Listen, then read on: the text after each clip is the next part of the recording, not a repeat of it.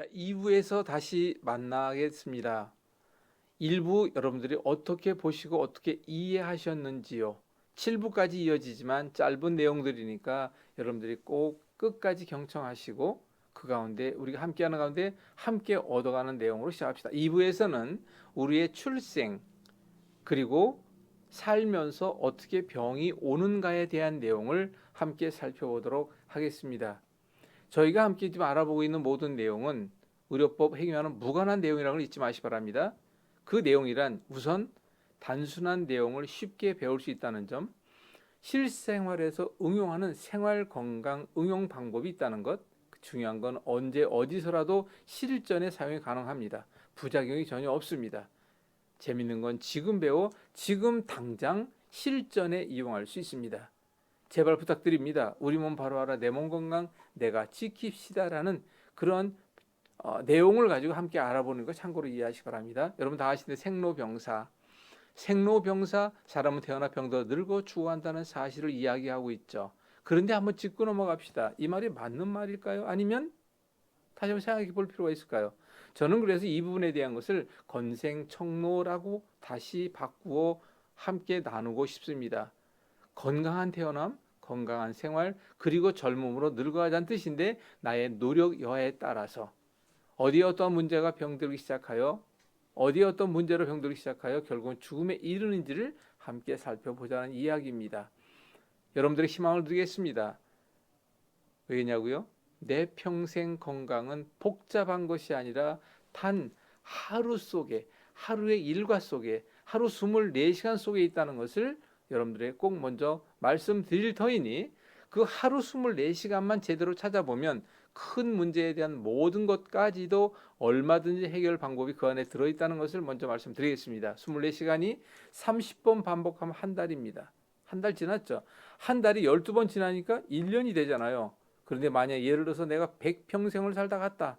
그럼 100년을 살았다는데 100년은 과연 어디에서 어떻게 시작했을까 한번 살펴보면 1년이 100회죠. 한 달이 12번씩 또한 횟수가 100회가 같습니다.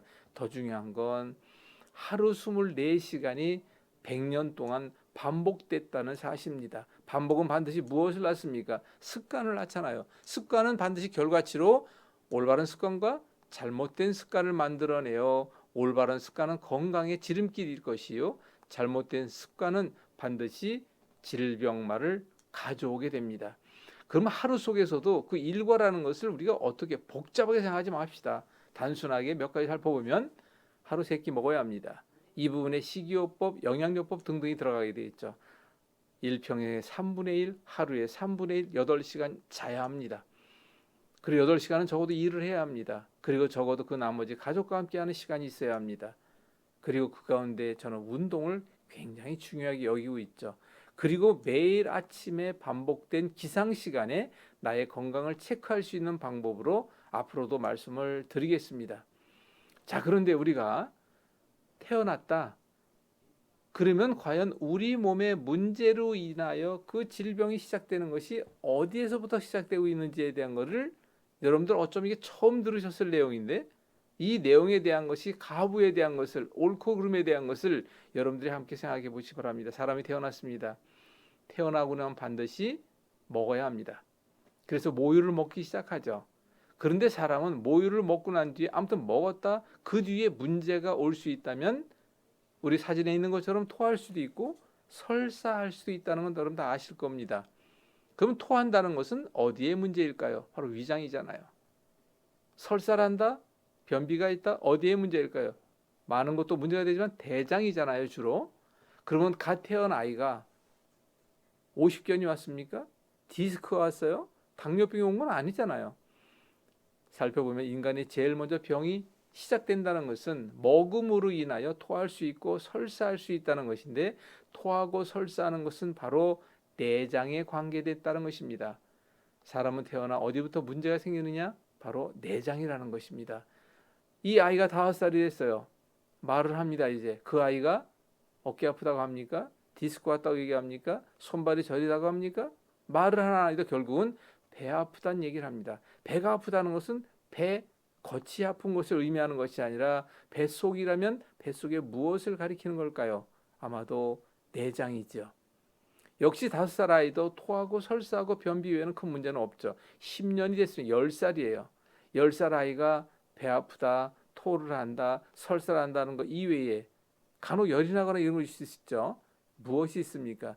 이 말은 다시 얘기하면 사람은 태어나 내장이라는 문제가 시작이 되면 그 시작이 5년, 10년이 지나도록 그 문제가 진행하고 결국은 악화되고 있다는 사실을 이해하셔야 하고, 하지만 이제 15살 중학생이 됐습니다. 주변 한번 돌아보시기 바랍니다. 어깨 아프다, 머리 아프다, 뭐 허리 아프다, 무릎 아프다. 중학생 15살 이상 되면 그런 이야기를 다 합니다.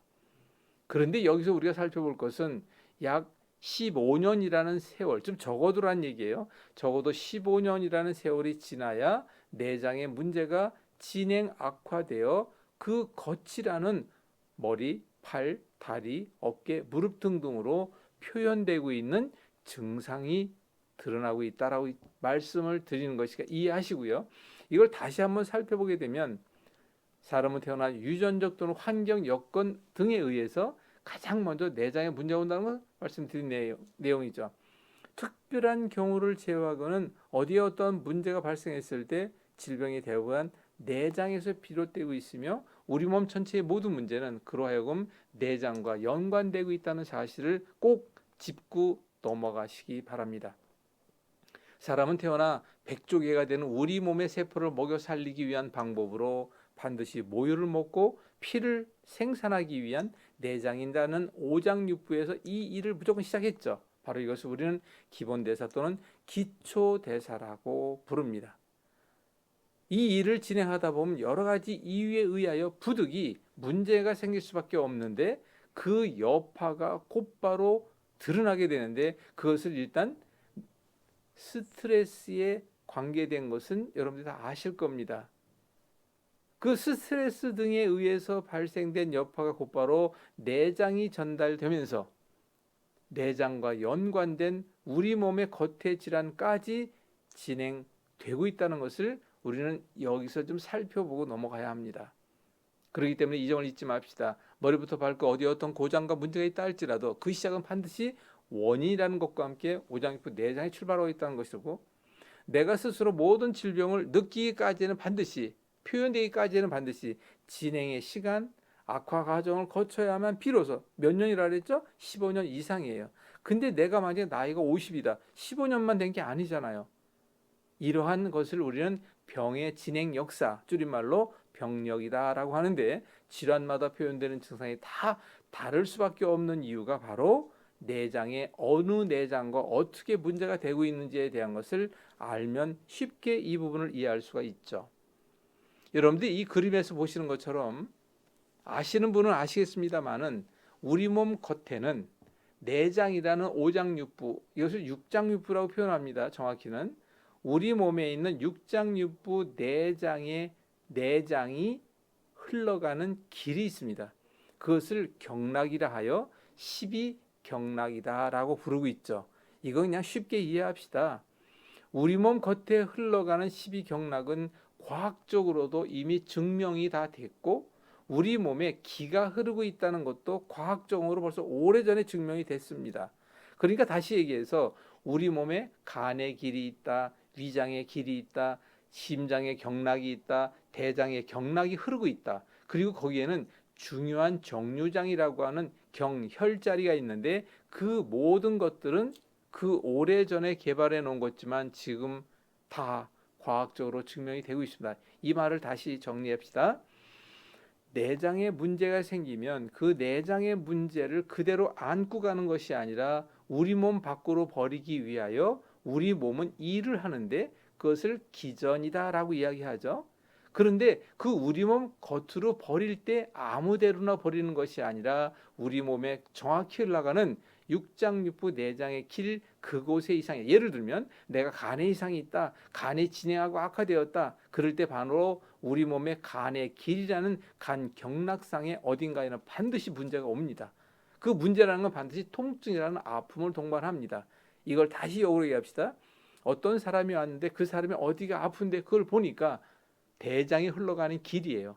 대장이 흘러가는 길을 내가 알고 있고 그 사람의 아픈 부위가 대장의 길 어딘가에 정확히 아픈 자리에 있다라고 했어요. 이 사람은 대장의 이상으로 이곳에 문제가 이렇게 드러나고 있구나. 이렇게까지도 이해할 수 있다는 것입니다.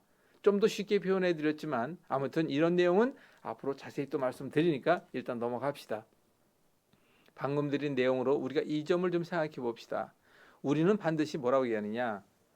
모든 병에는 원인이 있고 증상이 있다라고 하죠. 그럴 때 이 시간에는 이 시점에서는 원인과 증상에 대한 것을 꼭 좀 이해하고 넘어갑시다. 현재 내가 느끼고 있는 고통과 이상 모든 것들을 뭐라고 합니까? 다 증상이라 그러잖아요. 증상이 있으면 무엇이 있습니까? 여기 빨간 글씨가 증상이면 그 밑에 원인이라는 게 있죠. 딱 두 가지예요. 우리 몸에는.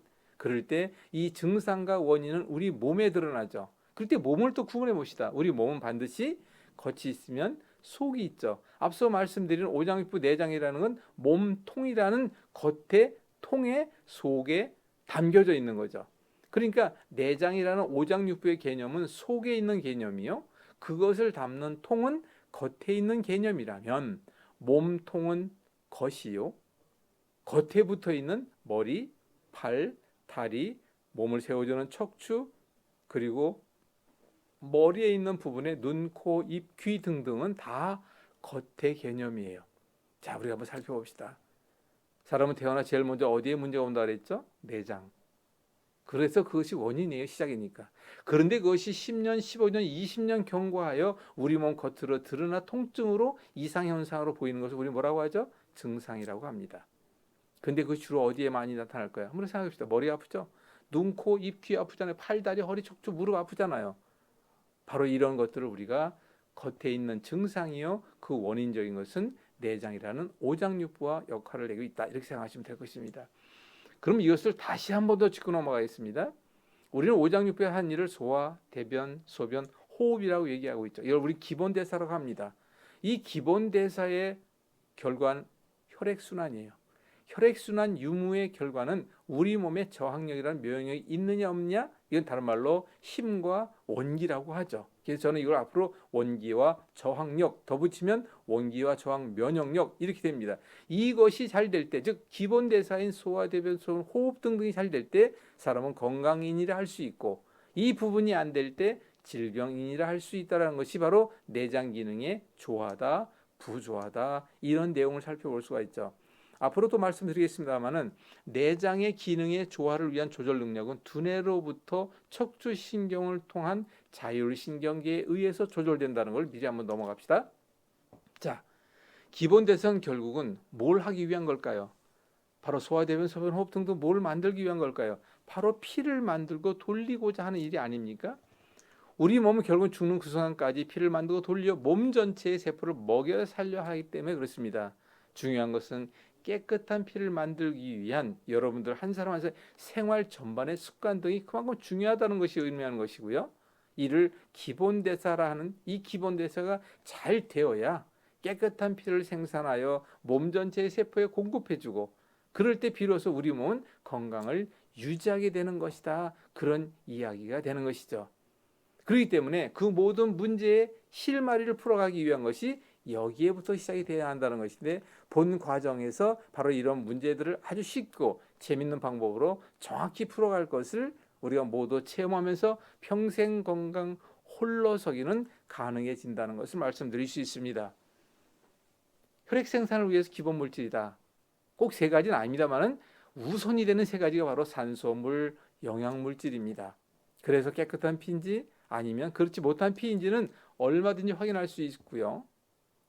그래서 우리 몸의 건강을 위해서는 반드시 세포로 구성되어 있는 내 몸의 에너지이며 힘이라고 할 수 있는 아까 말씀드린 원기와 저항, 면역력의 현재 상태, 현재 실태를 알아야 되는데, 그러기 위해서는 우리 몸 100조 개의 세포를 먹여 살리기 위해서는 바로 피에 대한 것을 우리가 먼저 알고 가야 한다는 것입니다.